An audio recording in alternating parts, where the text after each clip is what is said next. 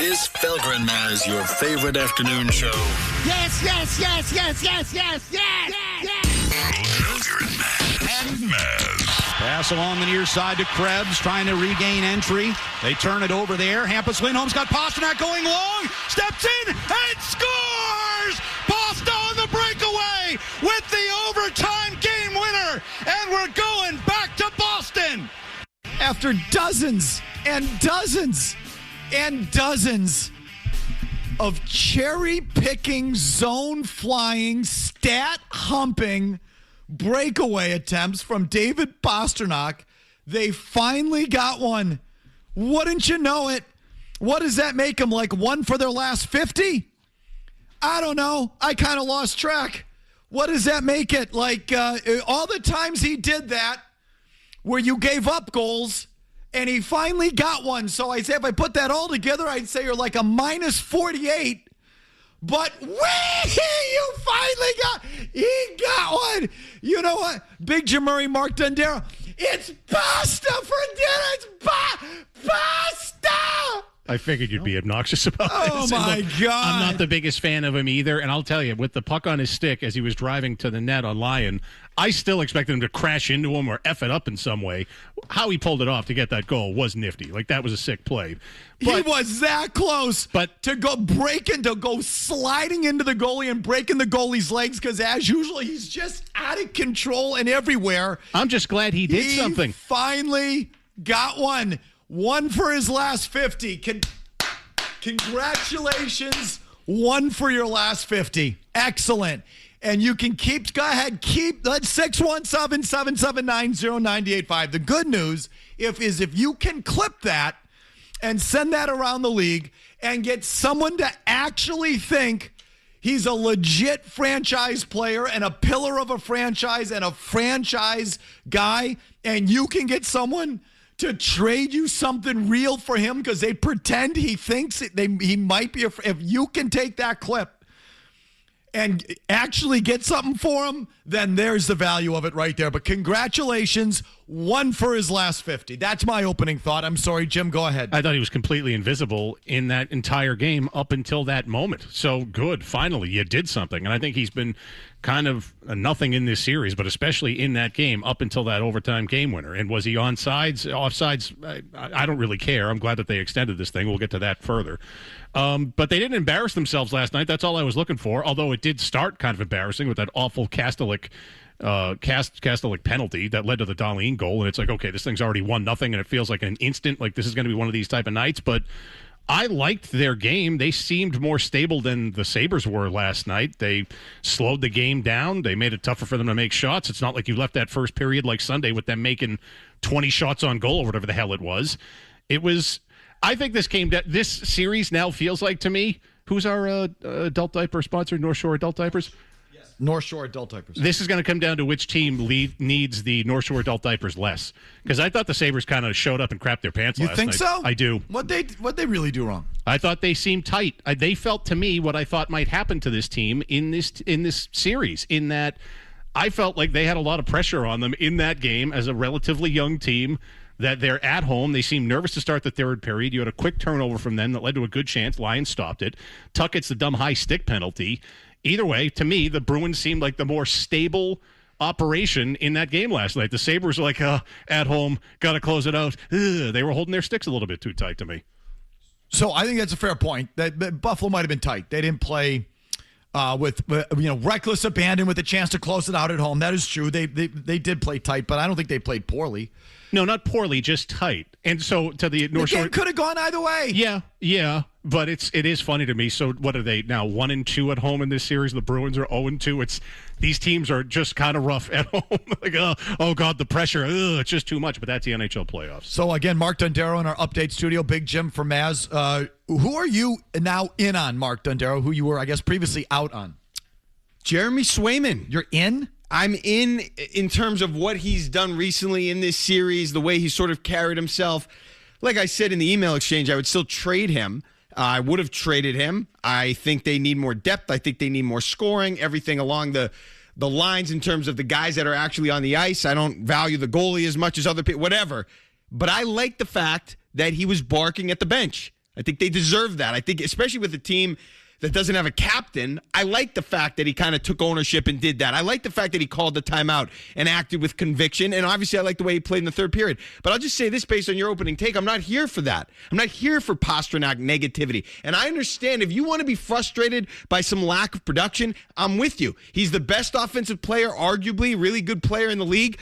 You got to convert on one of those 2 or 1.5 of those opportunities you had in game 1 on the breakaway. 1 for 50. Yeah, he's won for his last 50. He scored in 4 of his last 6 elimination games, and that move last night was filthy. Yeah. Don't take away from the move last night was filthy. Yeah. He stayed on side. That was a great play. He goes in. Did he stay on side? Did they take a good look at it? I think he did. I slowed it down. I like a tiny slowed it down. He stayed on ran off the ice. He stayed on side, and he made an elite world-class move at the goal to score. Congratulations. And then he talked his ish afterwards, and I loved it. What, he talked his ish? What does that mean, he talked his ish? Bleep to the fans. To the fans, and I loved it. Okay? I loved it. He was talking to the Buffalo fans? Because they were giving him the finger, and he didn't just turn around and give it to his teammates. He stayed with the fans and continued to talk. I didn't see any of this. Oh, that was kind of fun. I love that. Are these internet clips? What happened? I didn't internet clips. I was watching the game. I was watching the video of the game on cable. He skated like in the 90s. He skated into the corner. Yeah, and then he kept screaming at the fans who were flipping him off and giving him the finger. Oh, okay. It was a great move. It was a great way to close out. It was an elite, world-class move, and I was super impressed by the end of that game and how he finished that play. That was awesome. I don't want to hear this negative wee. There's no wheeze right now. I don't want to hear it. He finally got one.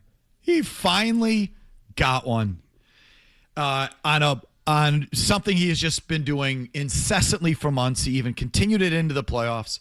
It fails far more often than it works. He's not a good shootout. He's not a good breakaway artist. He's not good on breakaways. He's just not. He finally got one. Good for him. And he does seem to have a knack in these elimination games. I'm not going to deny that. You know, the numbers are the numbers. And so hopefully that gets him going and he does something when they come back home. And I do love the I want to go back to Swayman for a second. Swayman's showing me something, for sure. You want to win playoff games? You want to stave off elimination? You want to sort of talk the talk and walk the walk? I'm in.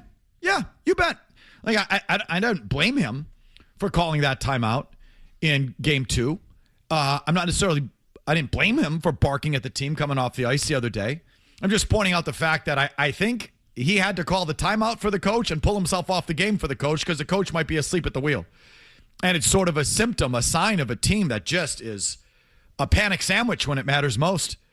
And the fact that the goalie, and that guy especially, who's kind of painful, you got to admit, to listen to, that's the guy that has to step up and do it for you is not a good sign for you.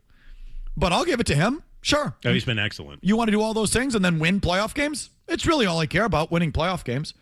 So he won another playoff game. Yeah, if you can win, I can put up with your insufferability, and he is insufferable. But what I'm really, it's not negativity towards Pastrnak. I'm not a huge fan, Mark. I think he's overrated. I understand. And I'd trade him yesterday, but that's not. It's really my dialogue with the fans is really what the itch I'm scratching on that one. It's like, how do you like Pastrnak? I still don't.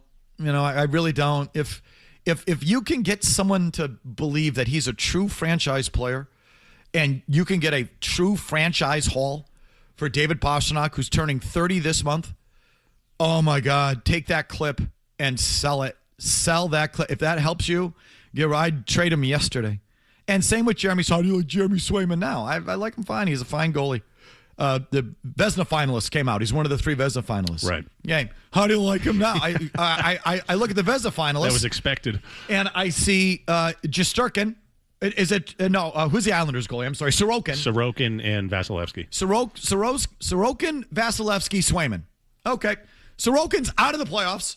Swayman's about to be one and done, and Vasilevsky is excellent. He's, I think, the best in the country, the best in the league, the best in the world. He might be one and done too. I stand by. You're down 3-2 and about to go down in the first round to a team that really has no starting goalie, just a couple of swaggy platoon guys. So I feel more than justified in feeling how I feel about Jeremy Swayman or anyone or any goalie that gets paid at that level.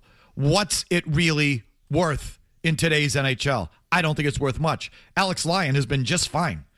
He's been more than fine. Was he the problem last night for the Sabres? No, not at all. He's been really locked in. I mean, you could say there was some juicy rebounds, but other than that, he had a good game. I mean, did they win the game on goaltending last night? I don't know. I think Lyon was every bit Swayman's equal. I think they're playing roughly the same. They're both playing really well. And that came down to one breakaway where the cherry-picking, stat-humping, zone-flying guy finally got one. Finally.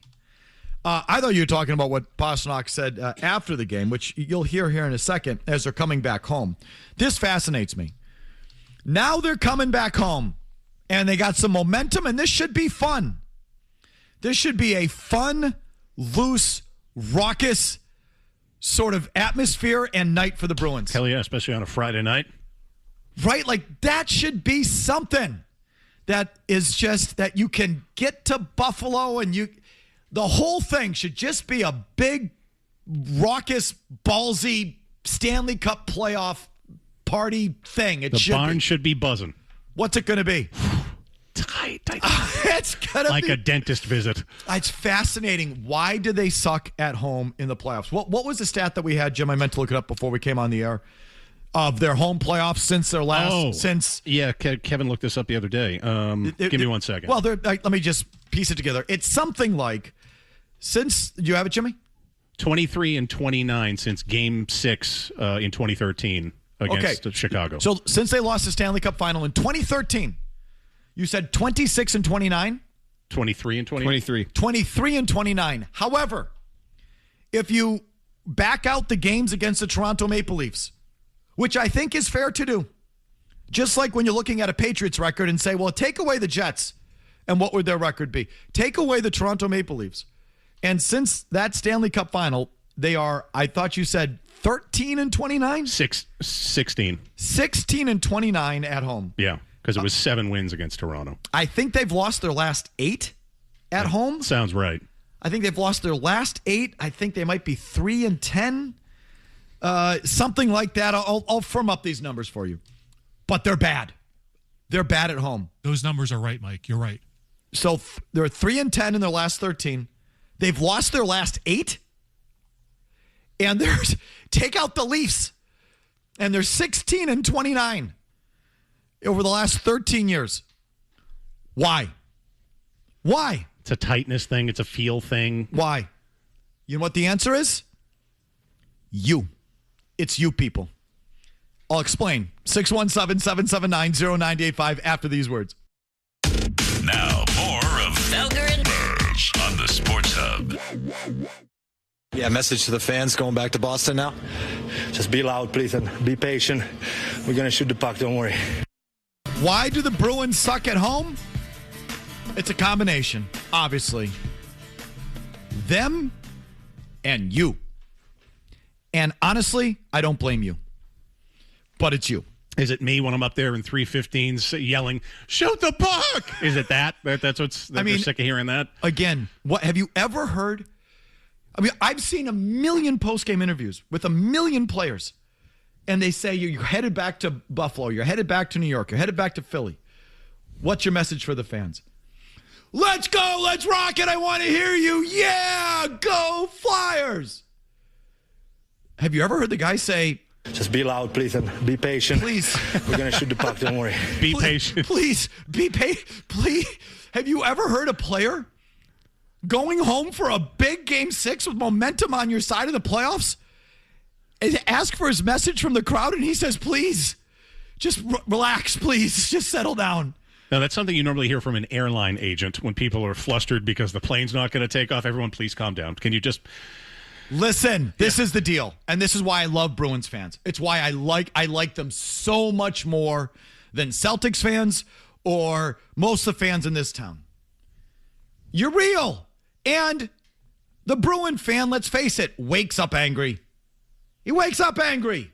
He wakes up angry, ready to bitch, and then he puts in his 10-hour day, and then he goes to the Bruins game, and he's paying out the ass, and he woke up angry, and the day at work didn't help. The living embodiment of this is Frank the Tank, who calls us.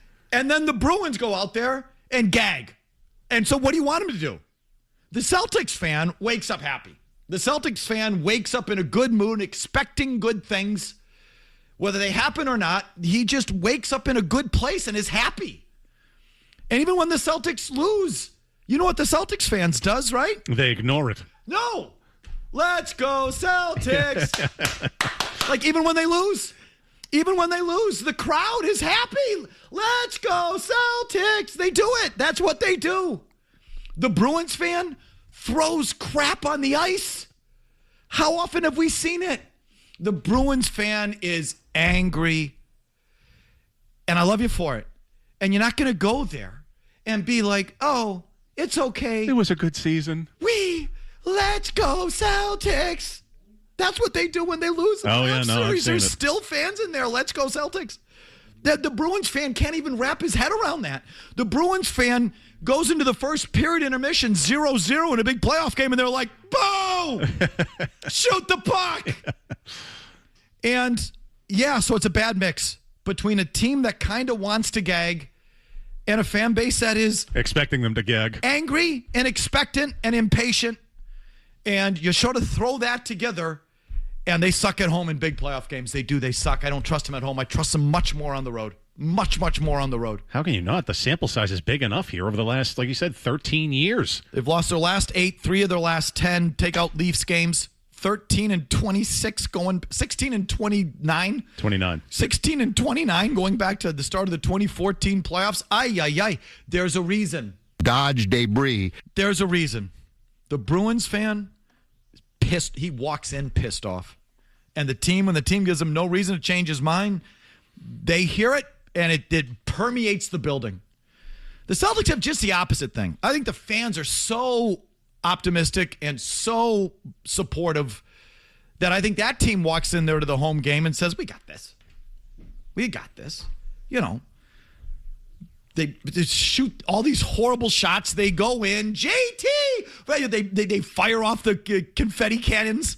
The one bad step back three-pointer goes in. JT for 3! Whee! And they're shooting confetti cannons and T-shirts into the crowd, and everyone's dancing in the aisles. Everyone's happy. And so the team's like, yeah, we got this. Of course we got this. Listen to everybody. We're great. The Bruins walk in, and they go 0-for on their first 2 power plays, and you can hear the grumbling. Everyone's grumbling. And it is special. Yeah, it's a grumble. We've all been there, this low murmur, this low bitch that is just, it permeates the building, and it doesn't help the team because the team kind of wants to choke in the first place. But the fans can't. I mean, that's what the fan is supposed to be. Yeah. And you're saying that. Yes. So then what's the problem with the team? Who's responsible for that? That's embarrassing. Leadership. That's Absolutely. Embarrassing Leadership. if that's the way you are. And you can't handle the passion of the fans. Leadership, I don't mean Don Sweeney and Cam Neely. I mean David Pastrnak, Charlie McAvoy, that group, that core. And, I know Bergeron and Marchand, they broke through and they got one, but they succumbed to it plenty too. It's affected the team for a long time. It has. And that's sort of the condition. So, again, that was sort of an unprecedented walk-off interview with someone who's heading home for a big Game 6. Please just be patient. He sounded scared. He sounded totally tense. Because it's so true. You go to a Bruins game, and it is like they're on the power play, and they're dicking around with the puck, and everyone's going, shoot! Shoot the puck! Shoot! Shoot it! Shoot! And it's like 0-0, 10 minutes into the first period, and the Bruins like, all right, relax. So for a night, can we do something different? Yeah, I don't know. I don't know. But so it's you, but I don't blame you. I'm kind of with you. All right. Calls as promised. Ricky in Winchester. Yes, Ricky, go ahead.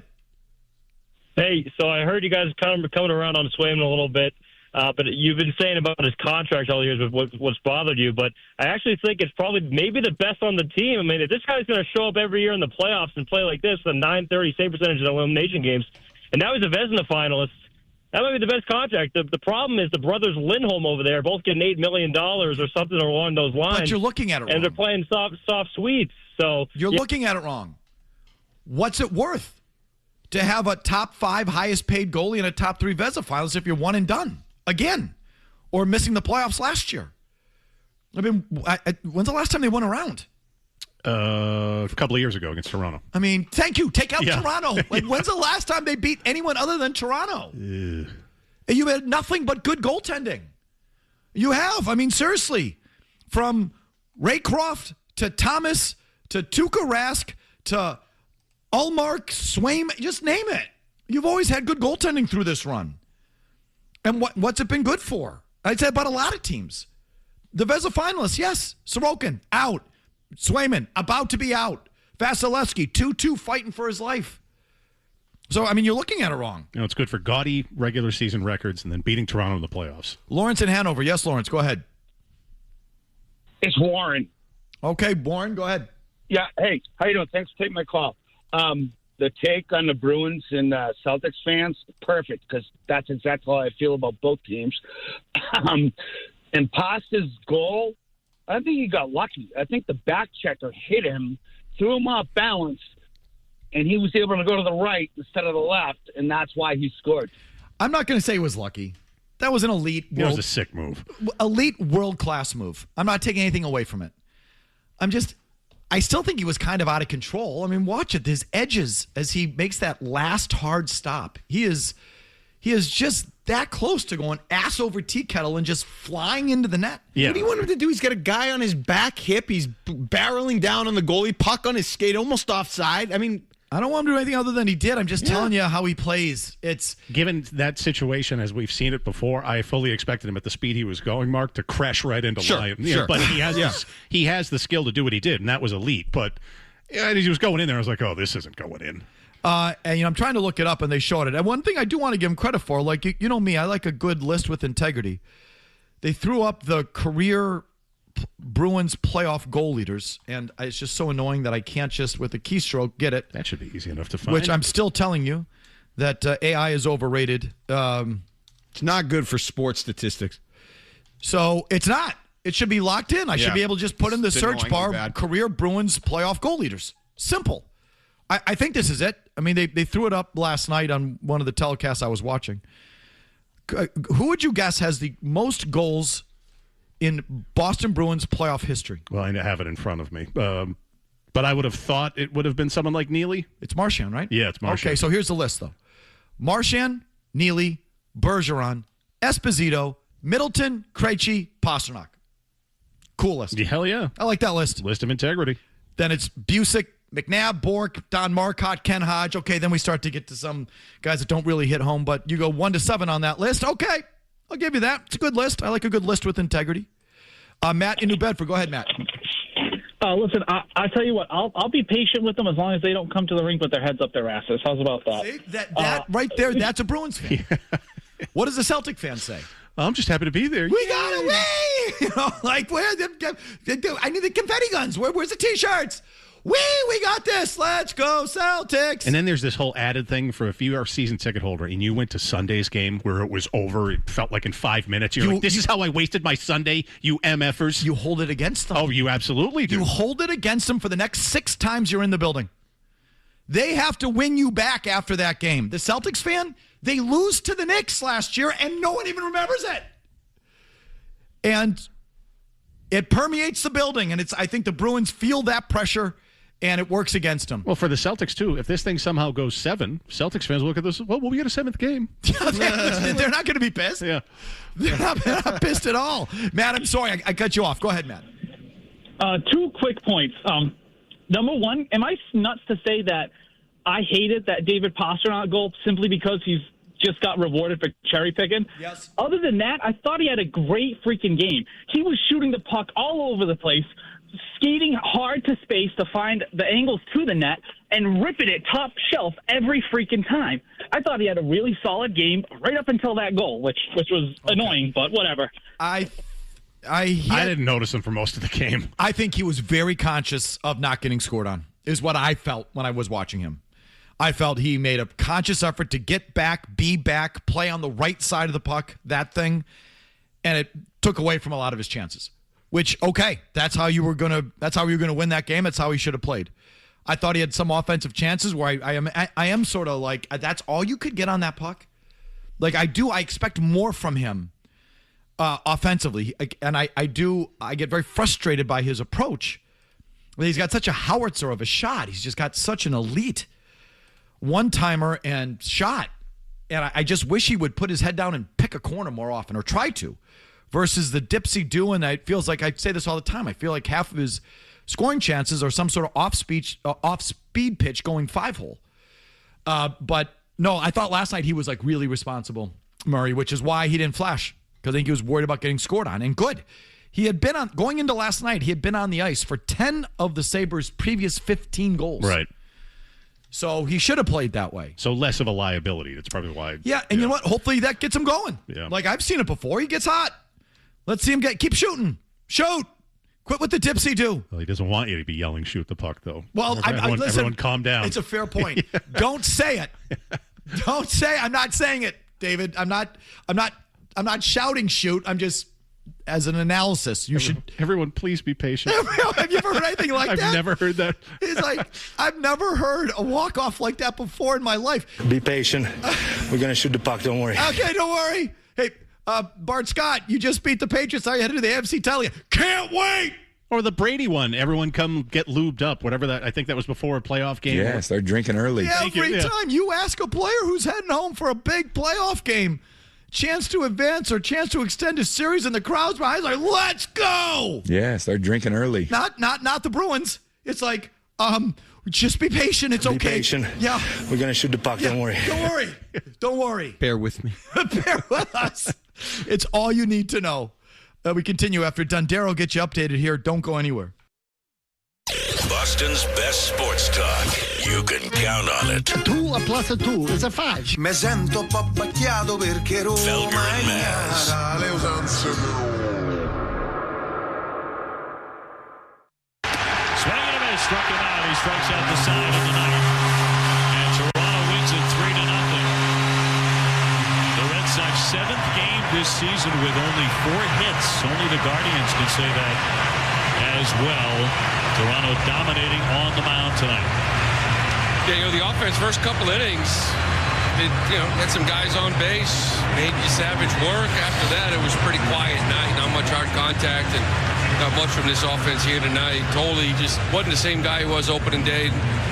Didn't have that power fastball, only lasted 4 2/3 here, and you can see it tiring down the stretch. So you come out tomorrow with an opportunity, to still win a series, and you're going to put it on Brian Bayo. He needs to be a lot better than he has been, especially in that last outing.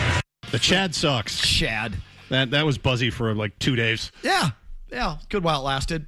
Back at it again this afternoon. So the bubble bursts on him. The news today, breaking news today, Garrett Crochet has gone on the 15-day IL, 15 or 10? 15. So that may explain how he's looked so far this year. The last start was better than the previous couple, but he's had a couple outings this year where it's just, he didn't look like himself. Maybe that explains it, but more bad news for the Boston Red Sox. Crochet out for, I guess this amounts to 2 or 3 starts. Yeah. And they say it's going to be fine, and he's expecting to. But now it feels like it all went boobs up today for them. Even if it was just that dead cat bounce of Cora being out, all these new look to the Red Sox. Felt like they had a different approach at the plate in the first game against Toronto. Last night it just felt like no offense. Now you hear this news about Crochet, and poof, it's all over. So not feeling good, not looking good. Meanwhile, the fallout continues with the Alex Cora firing. There was a breakout piece in The Athletic in the last couple of days with some inner office intrigue, I guess. Murray, what stood out to you in that story? Yeah, look, Alex Cora needed to go. I'm with you on that, Mike. His bitchiness, the paranoia, I thought it got to be too much. But this Craig Breslow is a real piece of work if you read this from The Athletic. And it was put together by Chad Jennings, Jen McCaffrey, Patrick Mooney, Ken Rosenthal. Big piece. Wow. Definitely worth reading. So I'll just read some chunks here. To those familiar with the inner workings of Craig Breslow's baseball operations department, the heavy-handed treatment did not come as a surprise. Breslow, the Yale-educated chief baseball officer, carved out a 12-year career in the majors as a left-handed reliever. His playing experience, however, did not immediately translate into clubhouse feel as an executive. He irked staff with mandates that felt like micromanagement. Many players and coaches who knew of Breslow's disagreement with the Red Sox hitting department had long suspected he wanted to clean house. Some Red Sox staffers believe even last season Breslow wanted to make wholesale changes to replace coaches he's inherited when he took over at Fenway Park after the 23 season. Many Red Sox players well aware that Breslow had questioned the abilities and methods of hitting coach Pete Fatse and his lieutenants. That group in particular was perceived to have absorbed outsized blame for the failure of prospect Christian Campbell to achieve bullish internal projections. So that, look, and maybe this wasn't the right approach, and it felt to me the approach was a little bit better in that first game in Toronto. These guys were swinging too early. They weren't stressing out these opposing pitchers. Guys getting out of innings, 5-6 pitches, something like that. They're not to blame for Christian Campbell. Christian Campbell is who he is. It's their idiot, lofty, and bullish internal projections, as it's written here in this piece. They're the ones that misread this player and put too much on these coaches and Pete Fatse. That's not their problem. Christian Campbell, you whiffed on with your stupid projections. And putting them, it's these driveline guys that feel like they all have the answers here, and this is what they should be following. He is a soulless robot. We knew this. This is maybe reading this piece to me. What stands out is he reminds me of these rich a-holes who are trying to shove AI down our throats. Sam Altman, Peter Thiel, you listen to these guys. It's no different than Greg Breslow. They don't understand human emotion. They don't know how to talk to people. They don't know how to be human. People get in the way. This is how it should be based on our models and our internal projections. And if you don't follow that, you're now the enemy to them. And so you got to go. So look, we knew this anyway. He's a big part of the problem. But a big part of the problem is he's not human. And it's just such poor management on top of it. In other words, there's no, whether it's Sam Kennedy or whatever that next level is above Craig Breslow, is not on top of it or a qualified manager themselves, because the mix between the Breslow people and the Cora people, and let's face it, the Bloom people and the Cora people, was never meant to work. And this is where he comes off even worse, too, because remember, when he first took the job, he talked about wanting a mix between the analytics and the way he thinks and having real baseball people. That was a crock from the get-go. He never wanted that. He always wanted it to be this analytical. So reading from another chunk here, according to multiple people who were in the Red Sox clubhouse last season, each granted anonymity for their candor. Because this is the other thing, too. I'll give him this. The one human part of him is he's a giant a-hole. Yeah, he goes in there, has the red wedding over the weekend, fires everyone. Like, he at least has that. The disconnect between Breslow and certain members of the coaching staff was well known last season. Breslow would occasionally ask Alex Bregman for feedback, and Bregman actually became a consistent advocate for Fatse and his lieutenants, crediting those hitting instructors for helping him return to an all-star level. According to one player, one version of events that made the rounds was that Breslow was ready to dismiss some coaches until Bregman stepped in last year and stopped the firings. He's the actual human here. You're not following the directions of Mother Brain and how we need you to do it. Follow the numbers. Follow what we have here from our bullish internal projections, or be gone. But thankfully, Bregman stepped in and actually saved these guys for a season. But this is not going to work. So reap what you sow. Okay, you've now fired all these guys, but this isn't going to work with this guy at the helm. They're going to need a better nerd eventually. But this guy is not the answer, not at all. And he doesn't know how to, so let me scroll down here too. Just like some of the quotes, how he talks, he doesn't sound like a human being.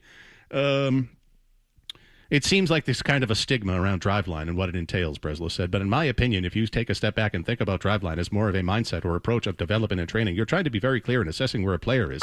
You're trying to identify the goals that would allow them to realize major league value. And then you set up consistent programming and training with measurable progress toward that. To me, that is what driveline is. That's not how a person talks. It's not how a ball player talks. No. It's not how he was a ball player. That's what makes this so crazy. Is he talking about sports, or what's he talking about there? I always say this about these baseball guys. I don't know that they're talking ball.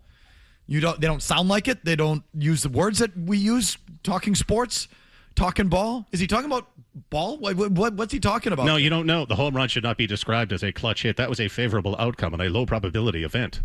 No, you just hit a dinger, dude. Like, guys got power. Just talk like how baseball people talked about it for just to piggyback decades. Off of what Jim, it was well executed and well analyzed. I think I said this on Patriots Day when I was on with the guys. The brand is broken for the Red Sox. Definitely. I think it's going to be more than just replacing a few coaches that's going to get them back.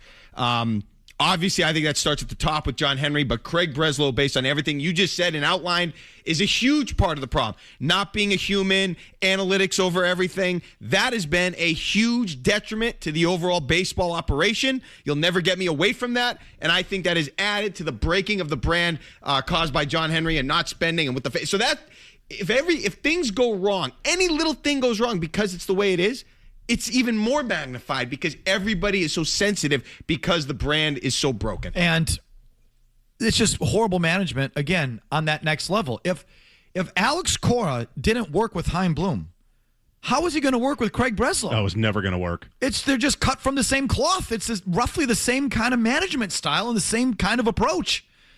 It was never going to work. It was a wrong manager for the wrong guy. And so do they care? Do they recognize it? I don't know about either. I don't know if they care or can recognize it. And that's sort of my takeaway on that. You can mix in some Red Sox thoughts with our Bruins calls, and we'll get to the Celtics and Vrabel and everything else as we go on forward. Call us on whatever you want. Our long commercial-free segment is next. I want to get to the gossip first. Everything you said is right. Felger and Maz, the Sports Zone. Here's Cruz. Turned it over. Pushed ahead. Pastrnak outside. Walks in. Shoots. He scores! Your pasta is served. The Boston Bruins have forced this series back to Boston. David Pastrnak, an overtime game winner, and this series is back on serve.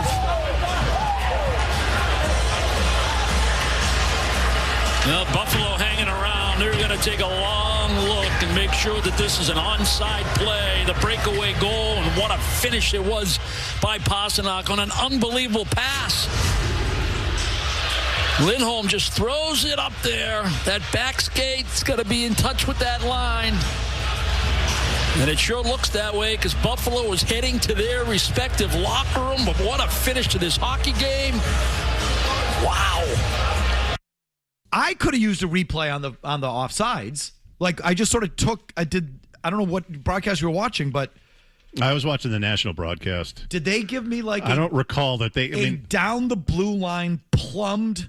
I mean, I absolutely he was onside. Buffalo would have challenged it. Challenger of Toronto, I think the league automatically looks at it. I'm not saying he was offside. I want to say when they bounced back in studio. Bruce Cassidy, by the way, on the desk was really good. But I think that they went back to it then before they started talking to Pastrnak. But I feel like almost immediately they didn't do that. They just replayed when he was in front of Lyon and did the little nifty move to score. I didn't see it. I would have liked a. I saw more on Twitter than I did of it. Just give me the still shot of his toe on the line, dude. So you've seen it, the down the line plumbed camera angle. I just wanted to see it. Yeah, I'm sure it checks out. But I thought I'd be getting that. I thought we'd be sitting there looking at that thing like the Zapruder film for 48 hours. But no. I was shocked that they didn't spend more time on that. Right? I was shocked. Because he didn't look on sides to me. Not in real time. Right? It probably would have been one of those in football, the play stands. They couldn't. Because it's out, but they called it. I bet it called it offside or onside. So I bet he was even more obviously onsides than that, Mark. Maybe. Just because, again, Buffalo... They have the monitors on their bench, and they apparently looked at it at the bench once, and they all started walking off. So, listen, I'm not telling you he wasn't on sides. I thought I was going to be looking at that tape and the shots for a while, given the way it looked in real time. All right, back to your phones here. I promise. Here's Carl in Northborough. Yes, Carl. Michael, how you doing? Good, Carl. What do you got? I was in old school viewing heaven last night. I was thinking you guys. I was able to flip between Red Sox, the Celtics, the Bruins, and it drove me to sometimes how they play, but I shut the TV off after the Celtics lost because I was disgusted. Okay, but Carl, later on, it was amazing. Your phone blows. I'm sorry, Carl. You got to call us back. 617-779-0985. Chad in Marble. Go ahead, Chad. Yeah, the pasta comments reminded me of quite a few years back, but when Zach Parise was on the Wild after a playoff game, we were booing them. They played so poorly. And afterwards, they asked him about the crowd's reaction. And he goes, I really don't feel that that's fair that the crowds booed us. We're out there really busting our butt. And they got blown out in that game. I feel as a fan who pays money, I should be able to ride you all the way through the city if you suck. That's a Bruins fan. A Celtics fan, we have your back. Yeah, no matter what. And that's it. And that's just sort of the difference. I think it's maybe a hockey fan, basketball fan kind of thing across the board. It certainly exists here in Boston. Like, it's stark. But Celtics fans are definitely ride or die. And Bruins fans are, I want you to die. I'm pissed. I actually thought that during the 2024 finals run for the Celtics, now it didn't come from the locals, it came from the national media, but once the Celtics got a little heat about ending games, closing out games, I thought they actually improved. I thought they heard it, and it almost helped them. I just don't feel like they get it from their crowd. They don't. You know, I don't feel like the Celtics are fighting their crowd. The Bruins are clearly fighting their crowd, as evidenced by the fact of your best player, who just won a pretty epic overtime playoff game, coming home to extend the series, is basically pleading with you to relax. It's okay.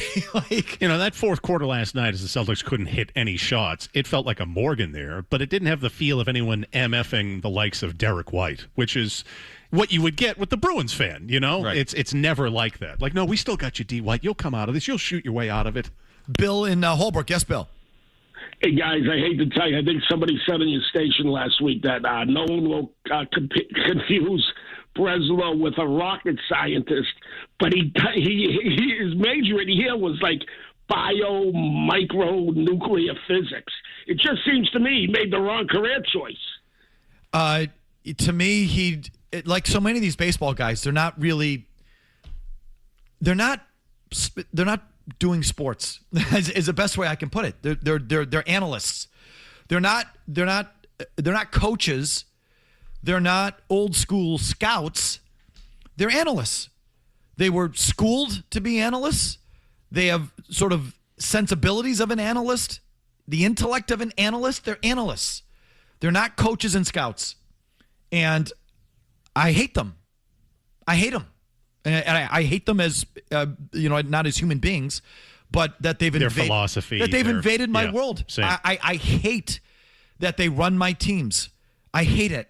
I've been railing against it for years and years and years. And I think they've made the experience worse for the fan. I think they make it less interesting. I think their methods are overrated. I think a lot of their methods don't work. I think a lot of their methods have hurt a lot of teams on a lot of different fronts. I think the three-point attempt in basketball has gone way too far and hurt a lot of teams, including this one. I think in football, the analytics of going for it on fourth down or two-point conversions have hurt a lot of teams in a lot of big spots. The analytics of launch angle and home runs have hurt a lot of baseball teams, including this one.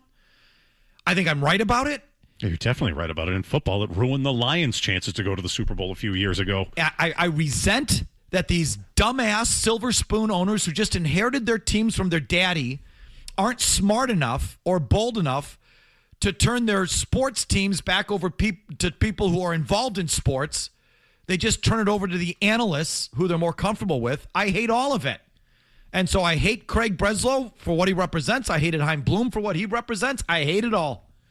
If you really want to know the truth on that whole thing. But don't you think the analytics have a place in sports? For example, small place. 2004, at the trade deadline, they have a loaded team. They got Manny, they got Poppy, they got all these bats, Damon, all these things.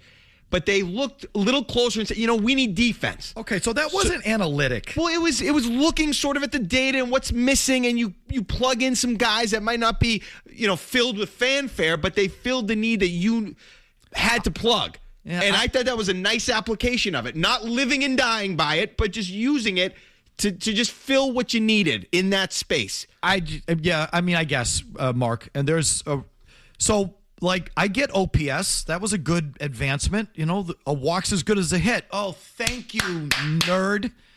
I didn't realize that. Getting on base and then driving him in is important. Oh, thank you. Okay, you gave me a number that quantified that because I hadn't been told since I was 6 years old that a walk is good as that. Okay, but I get it. I got it. Weighted runs created plus. BABIP. So it's just gone they've taken some good ideas that I don't think you needed a Yale degree to figure out. But with a little more thought, yeah, okay. And the three-pointer was clearly underutilized in basketball for a long time. Okay, well, why does now every effing GM in basketball have to come out of Yale and the Sloan Analytics Conference? I mean, I don't want to say they've ruined it because I'm still a big sports fan, but I hate them. Okay, and I hate what they represent. Can Vinny clip that? Thank you. I want that. Thank you, nerd. I want to save that and have that. Back with more right after Dondero here. Get you updated. 90 seconds, no commercials.